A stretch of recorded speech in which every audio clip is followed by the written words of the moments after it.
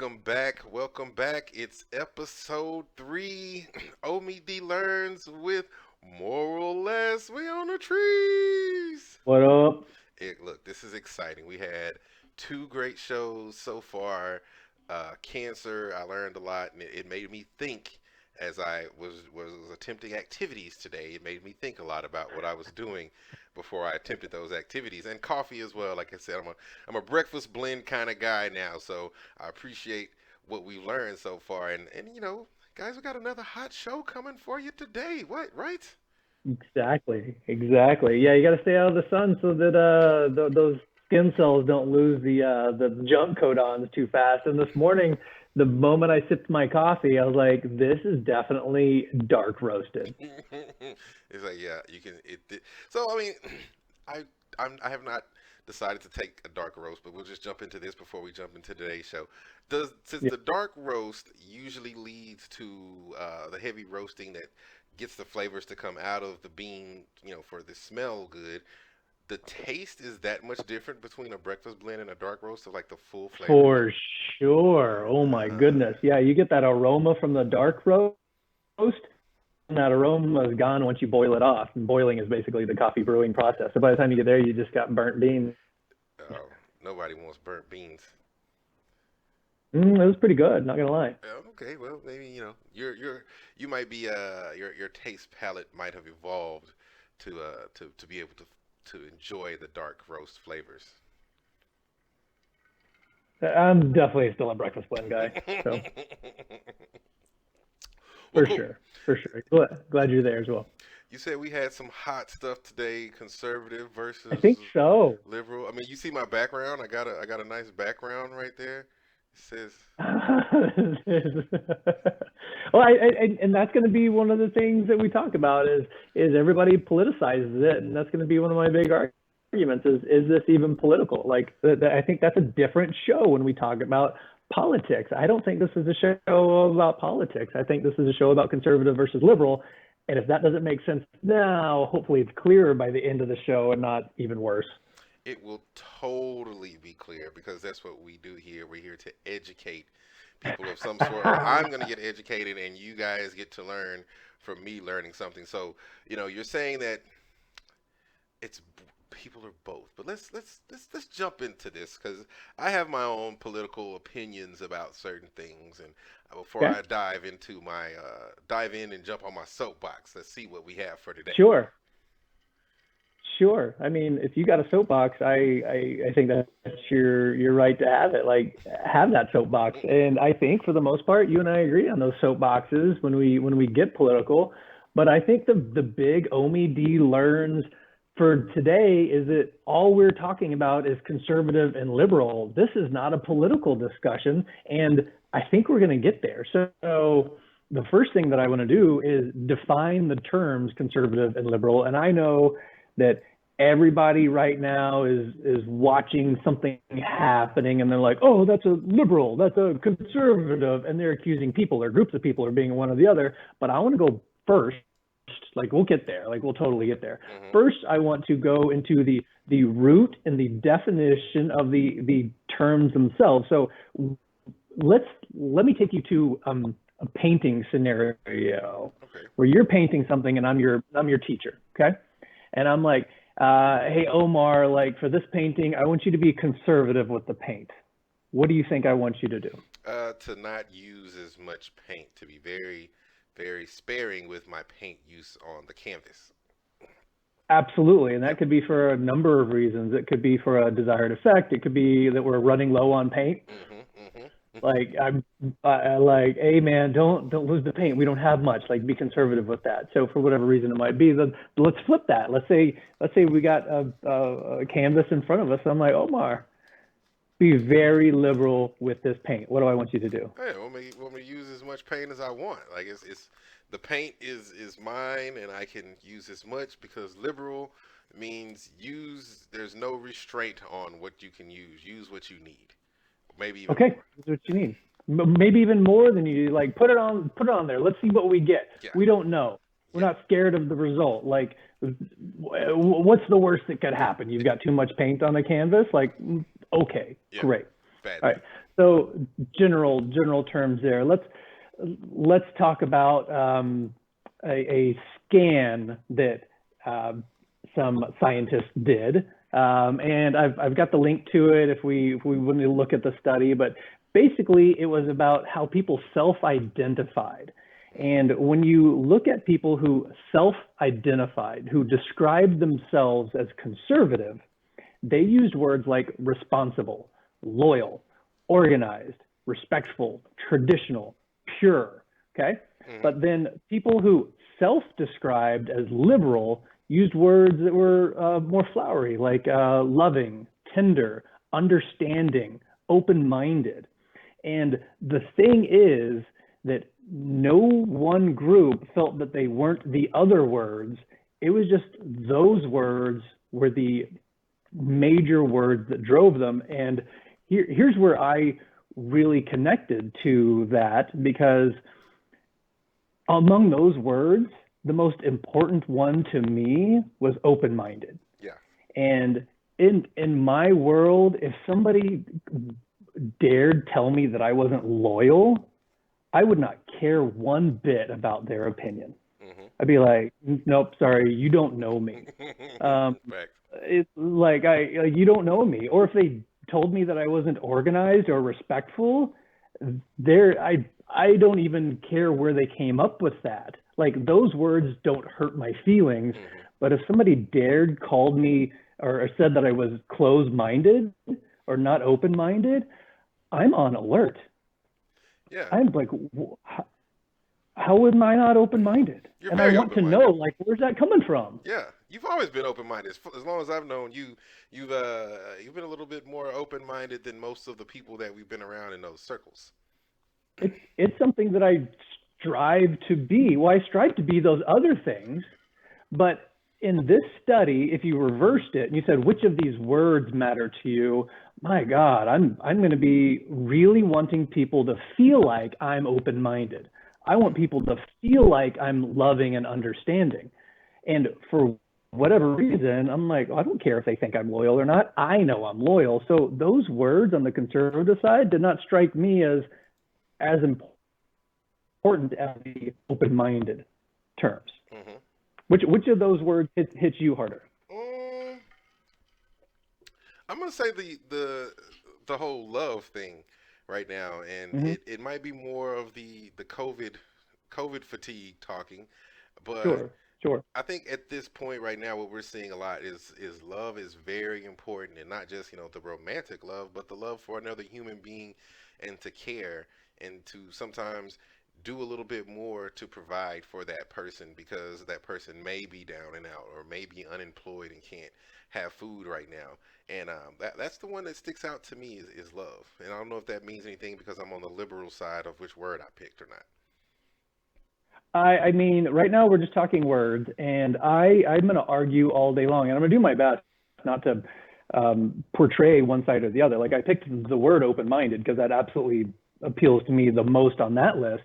But just like you said, like, love is striking to you. I'm going to argue all day long, because we picked those words, that somebody who feels that they're conservative is like, I love people, I'm open-minded, and they want to be those things as well. But the responsible, organized, loyal, traditional are words that are stronger in their vocabulary. They like those words better. Yeah. And so that's kind of where I'm trying to go, just to define the two different terms. Mm-hmm. All right. And the way we start getting into what the politics of it look like is, let's imagine movies. When movies started adding sound, Mm-hmm. you know that there were people there going like, no, you don't add sound to movies. That's terrifying. Why would you do that? That's awful. Right. And they pushed back against it. And then they started adding color to movies. It's the devil. It looks too real. I can't handle this. This is the Okay. devil. And now it's become the norm. Okay. So that's conservative versus liberal. Like, conservatives like, don't change it. The fear of evolving, but then we get past it. Mm-hmm. Okay. Mm-hmm. Music. Ooh, rock and roll. Rock and roll. People were terrified of the Beatles. People thought Elvis Presley was controversial. Oh yeah, swaying his hips with Forrest Gump and stuff. He's yeah. Right. So which mindset on early Elvis was conservative and which one was liberal? Early Elvis, the mindset of early Elvis, or the people that were persecuting early Elvis would have been conservative. The people who didn't like early Elvis were conservative. And in the end, when he was fried banana sandwich performing in Vegas, Yeah. Elvis he was still probably conservative. So yeah, Oh, I'm sure he was as a person, but it's the younger crowd that's like, we love him, let's oh yeah, move, let's progress. This rock and roll is like a thing, and now to us, that's like classic music, yeah, like old oldies. Like it's not even a thing that we're like, oh no, we need to preserve it. Like that's not even relative. Like the Beatles are more relative than Elvis. They're more timeless, yeah. but it's no longer controversial. Well, it's because the people that you see now that like Elvis are the same people that are screaming conservative values right now. Sure, and that's what was happening with Elvis, and that's my point. Is because even those people that are screaming conservative, conservative, conservative now don't see Elvis as controversial. Ah, But if they were 50 years ago, they'd be the most liberal people on the entire U.S. true, true. They were Okay, liberal 50 years ago because they were like, ah, Elvis, I love you. and okay, so we're getting to my point of it depends on what you're aiming it at. So now let's aim that conservative thought towards somebody in Britain. What kind of government does a conservative Brit want to go back to? Parliament, not Parliament, but they want a king, they want a queen, Yeah, they want a monarchy. a They're like, why do monarchy. we have this parliament? Like, why are we voting for things? We should have a king and a queen. Like, a conservative in Britain is like pro monarchy. Oh man, what an idiot. I mean, what a that's not for everybody. Yeah, just that's But so if bad. we were having this discussion around the UK, like that's what we're talking about is monarchy versus a republic. So that's where I want to take kind of our timeline to next to just go into like the history of where that's coming from. So the founding fathers wanted republicanism because they were over in England, Mm-hmm. and guess what government they had? Monarchy. Yeah, so they're like, nope, get out of here. So for them to want to leave that and get away from that is the most liberal idea you could have to completely buck the system, go across the pond, and start something new. Yeah, 100%. It's all that's liberal thought. Completely liberal. And Yeah. that's the way it was viewed. Like, what are they thinking? Like, we've got it good over here. We've got rules. We've got regulations. We've got history. We've got tradition. And you're going to throw all that away? Yeah, the founding fathers were like, absolutely. And they wanted to create republicanism. They did not want to create a democracy, and they did not create a democracy. They were scared of creating a democracy because they thought that people were so fickle that on a whim, something could take off across the US, and they're like, man, if people just voted, they'd get whatever they wanted. Yeah. So they really wanted to create a system of representatives, which is Hmm. why we elect people to take care of things for us. And that's our constitution, that we elect people. It's not the voice of the people as a whole, it's the voice of the people with representatives. And those representatives over 4 or 6 years are supposed to be more broad-minded so that they can go, okay, I get that this is the hype right now, Hmm. but we need to pay attention to the bigger picture and what it may lead to. So that's what they built into the Constitution. Okay. So they built the ability or the desire for the voter to want to always vote for their grandparents. Right, right. Yeah. Yeah. A representative, Yeah. somebody who's already been there. Makes sense because the Now, we've progressed since then. I mean, a lot of liberal things have happened since then. We're not still there. We're not still in 1787. Like thank God. we're right, right. So some things come of it. So there has been progress. So Alexander Hamilton and James Madison, founding fathers, wrote about the dangers of having political parties. Those are the two that were like, political parties are the devil. Stay away from it. We got to stick to this Constitution. We've done such a good thing. Do not have political parties. I like those guys. They sound like they know what they were talking about. Well, I mean, they wrote the Constitution, which is every conservative lover's go-to. Yeah. Okay. George Washington did not have a political party. He was just for the people, by the people. He was for the Constitution Oh, so because they had just written it. Like, what's a better time for everybody to be conservative of like, let's write this thing. Let's break away from Britain. No monarchy. We wrote this. Do you love it? I love it. I'll sign it. Here we go. Let's sign it. And they get it. And then they all believe the same thing because it just happened. Yep. And now everybody vote for me because I'm down with this. Right. Right. It was everybody agreed. Everybody, well, they wanted to make him a monarch, but he was like, nope, nope, nope. We're progressing. Nope, don't do that. We just agreed. Okay. Let's make So this document, founding, but we need a king. No.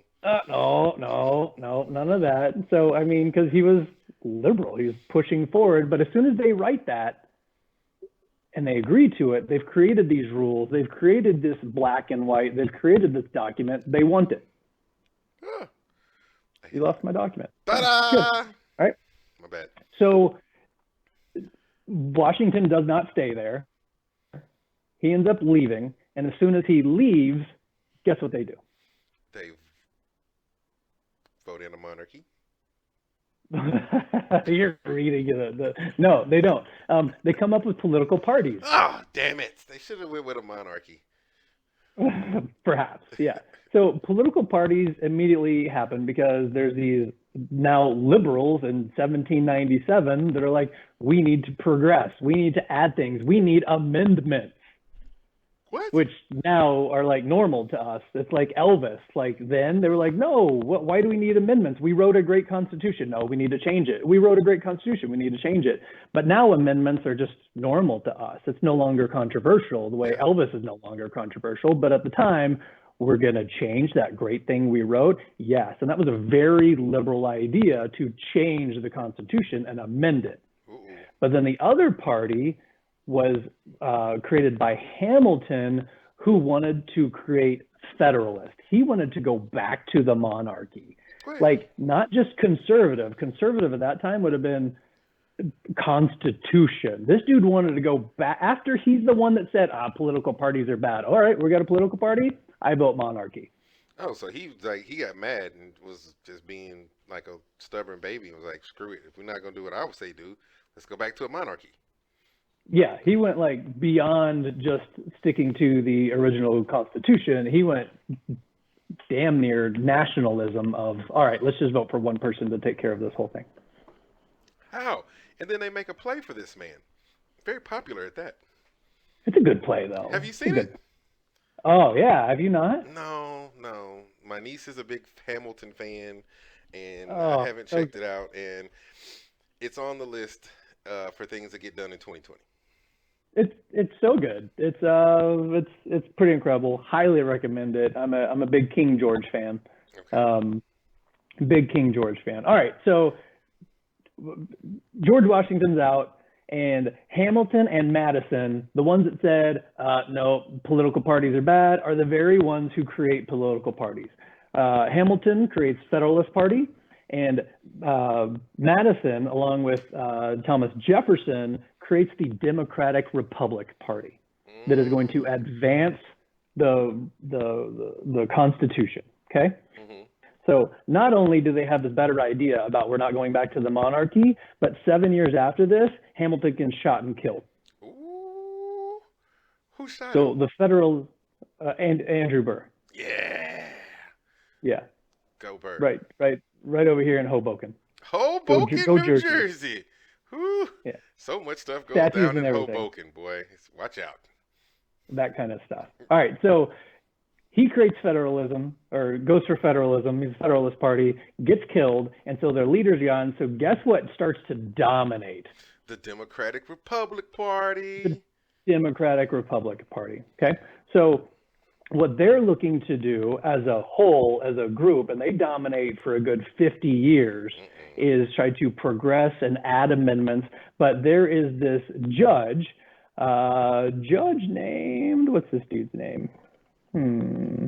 Judge Oh, named there, gonna get shot. uh, Chief Justice John Marshall. And he ran the Supreme Court, but he liked Hamilton, and he was a Federalist, and he wanted to go back to the monarchy as well. So he was the one that was at the court stopping all these amendments that they wanted to run with the Democratic Republican Party. So he's the one that created kind of the grand old party of nope, we can't advance, we can't do it, not going to happen. Okay, So he was the first Republican to mess up. he wasn't a Republican. Oh, He was a Federalist. so he's a Federalist, Mm-hmm. and he's just screwing up the political scene, making it a lame duck, so nothing happens. Basically, this guy is. He was arguably creating the balance system of we've got this thing that's working. Oh, let's change it. Let's not change it. Let's change it. Let's not change it. And he was holding it where it was, kind of like every good ship needs an anchor. Mm-hmm. And this is the dude who's making it slower, not allowing the government to progress as fast as these Democratic Republicans want it to. Oh, bastard. But he's a Federalist. I mean, if you like where we are now, then we've got to thank in some way the people who sped it up and slowed it down and sped it up and slowed it down. Kind of. But Why? what if we were at a point now where like we were way better off than we are now, and it was all because John Marshall over here with his gavel thought he was doing something great because he wanted a monarchy, and then he put us back 60 years and we could have been advanced way more politically as a country.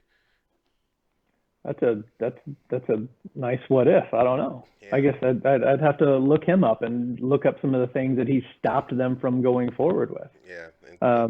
I mean, it's not like anybody was trying to give women's rights or free the slaves or anything. Like, they were all for that. Every single one of them was all for it. Every single one of them was like, white males with land are the only ones that can vote. Like, all of them. That was not even an argument back then. That was like just the norm. Oh, so all of them are bastards. Great. All right, continue. In that aspect, absolutely. So 1835, you start seeing some more liberals rise up who really want to push what's going to happen, and they break off from the Democratic Republican Party and they create the Democratic Party. So what's fun here is the Democratic Party, not the grand old party, is formed in 1835. It's the first one who breaks from the Democratic Republican Party. So was then the Democratic Republican Party still the Democratic Republican Party, or did it just become the Republican Party then? It was the Democratic Republican Party, and then the second party now is the Liberal Democratic Party. Ah, okay, and that's where the donkey came from. Well, I don't know that's when that came from. I just put that there on the timeline. All right, go donkey. Woo. So they're progressing what's happening, and then you've got the moment that I know that people argue about all the time. So let's just get right into that. Is from there, 1850, you get the Republican Party steps up, and because the Democratic Party is now fighting over this thing called slavery, they split. So you've got this whole group over here who's just kind of eating popcorn, watching these Democrats fight over things. And the Southern Democrats are like, yay, slavery. And the Northern Democrats are like, no, that's ridiculous. We can't do that. Mm-hmm. And so the Republican Party gets this guy named Abe Lincoln. Big Abe. Yeah. And so they bring him in, and they don't even have to participate in this slavery conversation because they're going to win no matter what. Because they're split. Get to pick their side. Do we take the Northern Democrats or do we take the Southern Democrats? Because they're half the population. Which one do they want? Fortunately, they go with the Northern Democrats, kick out all the people who were pro-slavery. So anytime somebody's like, well, it's the Democrats that wanted the slaves, I'm like, no, it's the Southern Democrats. Mm-hmm. And they got stomped on because the Northern Democrats joined the Republican Party. Yeah. And that's where this party, with this new ideal, this very liberal idea of freeing the slaves becomes the norm, and that they've got to maintain and hold on for as long as possible until that just becomes old news. And now the political parties can start arguing over new stuff. So the Republicans were the new cool kids on the block, but then they got old, and then now they're the conservatives on the block because they're trying to keep a hold of what they felt were their beliefs, which were used to be liberal when they were the young cool kids, but now they're new cool For kids. sure, but and that's general consensus. But if you look at any Democratic politician, there are laws that they like in this country. There are things that they want to keep. So the idea of keeping something the way that it is conservative. Yes. So conservative, although it falls more in line with the Republican Party, that doesn't mean that they don't have liberal ideas. Every time they want to change something or do something new or provide a bailout or give money away, that's a very liberal idea coming from the Republican Party. So they're not void of liberal ideas. And the other way around, you look at the Democratic Party, and you can't just say that they're completely liberal because they're holding on to a lot of the laws and regulations that are already in place. Yeah. So really the argument comes down to not are conservatives Republican or are liberals Democrat, but on this policy XYZ, which way do the different parties lean? Because oftentimes they're not saying that I like it, I don't like it. They're saying we both like it. How much money do you want to give to it? Mhm. Mhm. And a lot of the times we'll see, I'm speaking generalities, and somebody's going to be yelling at the video, and I don't care because I'm trying to be general and I'm trying to be neutral, just trying to explain the difference. Is a lot of times you'll see Republicans throwing money at something to try to fix it. Yeah. But then the Democrats are going to try to throw policy at something to try to fix it. Either way, they're both trying to fix something or change something, but it's the way that they're trying to change it that is the true argument between the two parties. As for conservative or liberal, conservative just means let's keep it the way it is and move slower, where liberal is like, let's give it a chance. It's the paint on the canvas. Let's try and see what's going to happen. And that can be terrifying to people, or it can be liberating to people, or the other way around. Conservatives like, let's do something. They're like, oh, I don't know. No, it's going well now. I'm a little timid and scared to take a chance. So it's like, do you go for it and might mess something up, or do you stay where you are out of fear? And that's so sad because if you put it like that and you're staying somewhere out of fear, then you're never going to grow. And using the analogy They that think they're fine. yeah, They think it's fine. but I'm fine right here. Why do I need to move? Why I'm happy in my home. Like I don't need to go to a big city. I don't need to learn new things like that. I don't need that. They're happy where they are. why would a human being want to stifle their growth like that? Because Comfort? they yeah, absolute comfort. Hmm. That's sad. That's that's sad. I don't know if I should feel sad for conservative people because they seem like they don't really want to grow if they're really hanging on to the term conservative. And it seems like after this explanation, like the conservative and the liberal title, and I kind of noticed this last election, that's just something that they toss at us to get us to vote a certain way. I'm a conservative person, and their liberal ideas don't belong in Texas, and these conservative values need something new. But like none of the politicians, like you say, if it's all about money on one side and policy on the other, how do we get so divided as a country behind this donkey and And a I don't know. Yeah, elephant? because if we look at actual policy and actual laws, and there's some big ticket items that obviously convince people to go one way or the other, and I brush a lot of that off. Like I I think that I am as a person conservative, Yeah. but I can't stand the politics in the Republican Party. Like I just think that they're out for themselves and putting lobbyist money in their pocket, and I can't stand that. I agree. But then that shit happens on the other side too. So I sure as heck don't want to identify with that. And so I really do struggle between the two. And I just laugh at people that think one's conservative and one's liberal because they're both so conservative, That's both true. sides. That's true. Neither one of them wants to give up their belief system or their pattern and change. Right. Yeah. Wow. Yeah. I'd argue all day long that both parties from the leadership side are extremely, extremely conservative Yeah. Considering that most of the leaders in both parties are extremely, extremely old. and happy to be where they are and they don't want to go anywhere. I don't want to lose my job. I've been a congressman since 1967. I know what's good for the young people. So I'm going to keep saying the same thing I have been. Hmm. Maple leaf rag for everybody. You know what the Republican Party ran on right after the Great Depression? What's that? Make America Great Again. Are you serious? Look it up. Oh my God. They fell for that again. That's why so many people were like, so many old people were like, yeah, we're gonna make America great again. It's just We like brought it after back. we brought it back. It's like when the Depression was there. That's conservative, brother. It's just right there. And and do you know what the Democratic Party says every time? What's that? It's time for change. Time for change. So you could say right there, oh, we fell for that again. Oh, they got us with the old okey doke. Hmm. See, that's what happens, ladies and gentlemen, when Make you it do great. not. No, let's change. Make it great. Let's change. Like that's the argument every single time. That's what happens when no one pays attention to politics. That I mean, We're trying. it, We're trying. we're trying to help you out here. I'm gonna put this story out there, and then we'll close on this one. I took a government class my freshman year in college, and this is young Omie. So walk in class, and there's this African guy. And he's about to teach us United States government.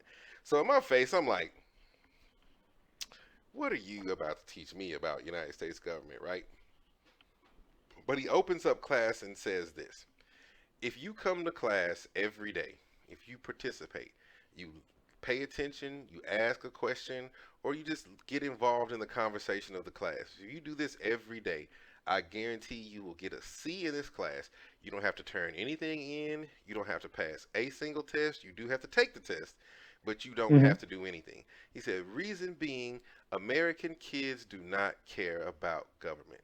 He's like, you only take this class so you can get your business administration degree. You can go on to Hmm. medical school. He goes, but the thing that's most important for you is your politics and your government. And you kids don't care. He says, so since you don't care, I'm going to help you and give you a C so you can get on to what you really want to get on to. But if you really care, stay here and learn. You'll learn something about government. And that just kind of blew my mind as a freshman that someone from another country can tell you that you don't even care about government so much that they're just going to give you a C to get you out of their room. Did you take the C? Damn right. I took damn right. I had important things to do. Who wants a 5 p.m. class on a Friday, right? So, No. but plus I'd taken government like the year before, senior in high school, and then I had taken it. Um, I had to take it again when I was going to the next college. There was a community college, so I was gonna have to take it again when I went off to Xavier anyway. So didn't really make a difference. I was gonna have to pay and take it, $13,000. So, but I did take my C, so that was cool. But yeah, government's not a big thing here. So I challenge you to stand up, make 2024 the most important election of your life, and the ones in 2022 and 2021 and 2023.